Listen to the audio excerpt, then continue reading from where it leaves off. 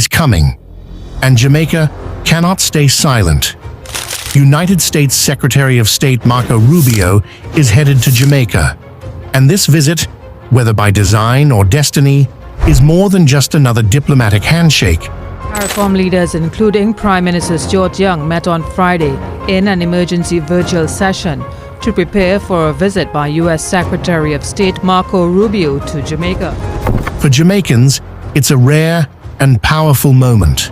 A moment to speak up, a moment to be heard. Because behind the tropical charm, behind the scripted smiles and polite welcomes, there's growing frustration bubbling across the island. The issue?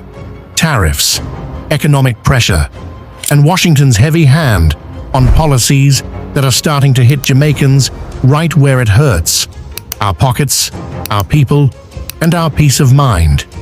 This visit, therefore, is not business as usual. We are certain that Jamaica, like any other small developing country, will experience shocks.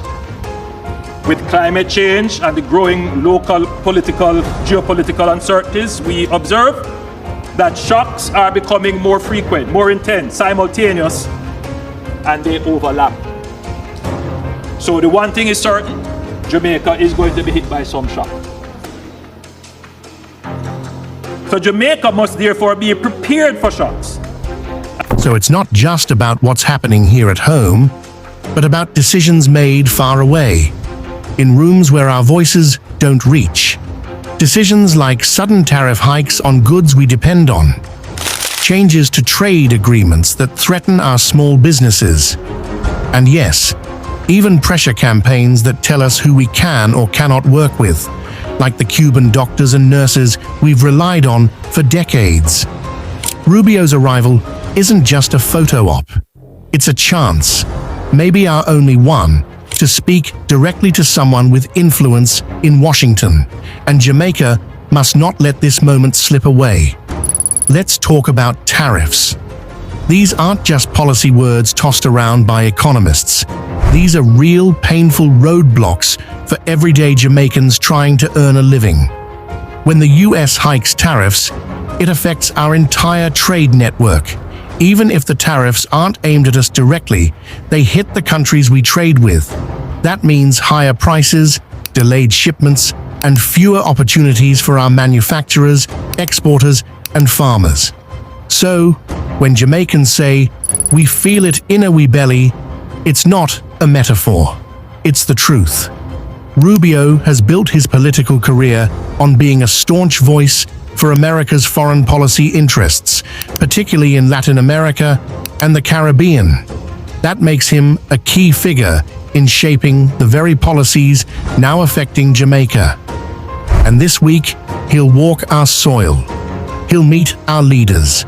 And we have questions he needs to answer. Like, why should Jamaican manufacturers pay the price for global tariff wars? Why should our exporters struggle to find markets because of new US policies? You see, these aren't abstract matters. These are choices that determine whether a small factory in Clarendon can keep its doors open, whether a fisherman in St. Thomas can afford to send his daughter to school, and whether young entrepreneurs in Kingston get a chance to dream, or are forced to migrate because opportunity has been choked off. Now here's something they don't want us talking about, but we must. The US is also putting pressure on Caribbean countries to cut ties with Cuba's international medical program. The claim that these Cuban doctors and nurses are victims of forced labor. But here's the reality. They are often the only healthcare providers in rural Jamaican clinics. Jamaica has stood firm so far, rejecting the US characterization. But we know the pressure is still there. Quiet, persistent, growing. That's why Rubio's visit matters. Because finally, we can speak face to face. We can say what letters and statements cannot. We need a conversation, not commands. And here's the kicker.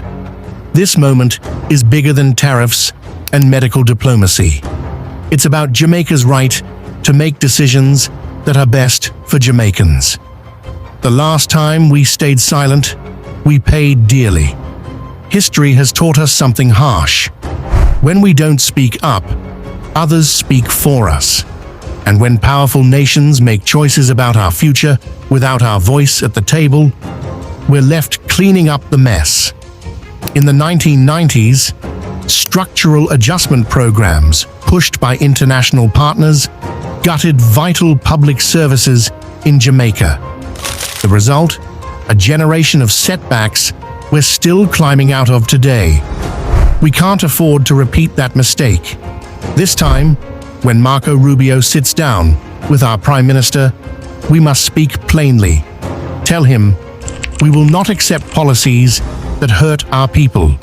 We will not bow to pressure that ignores our reality. We will not allow external powers to decide what's best for our hospitals, our trade, or our sovereignty. This is Jamaica's moment. We're not asking for favors. We're asking for fairness, respect, a true partnership, one where our concerns carry weight, not just our natural beauty or our votes in the UN. So, here's what we must demand. 1. A clear commitment on trade equity.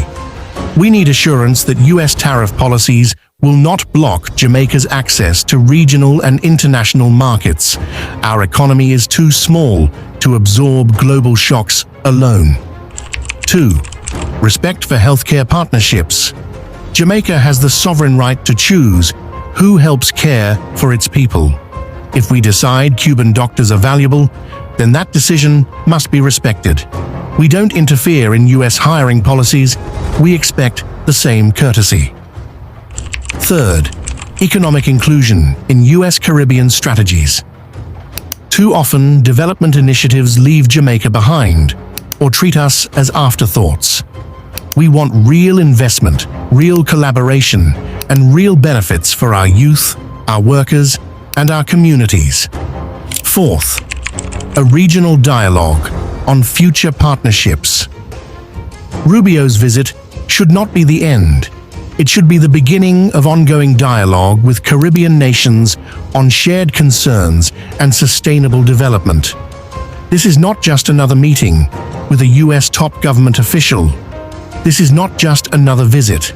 This is Jamaica's time to step into the room, not with deference, but with dignity.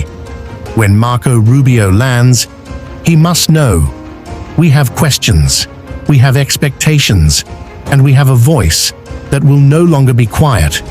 Because Jamaica is not a backyard. We are not a satellite. We are a sovereign nation. And we are ready to speak the truth, firmly, respectfully, and fearlessly. If you believe Jamaica should speak up, share this video now. Let our voices rise. Let Marco Rubio hear us before he even steps off the plane. And don't forget to subscribe to Impacting Jamaica for more bold, truthful conversations like this one.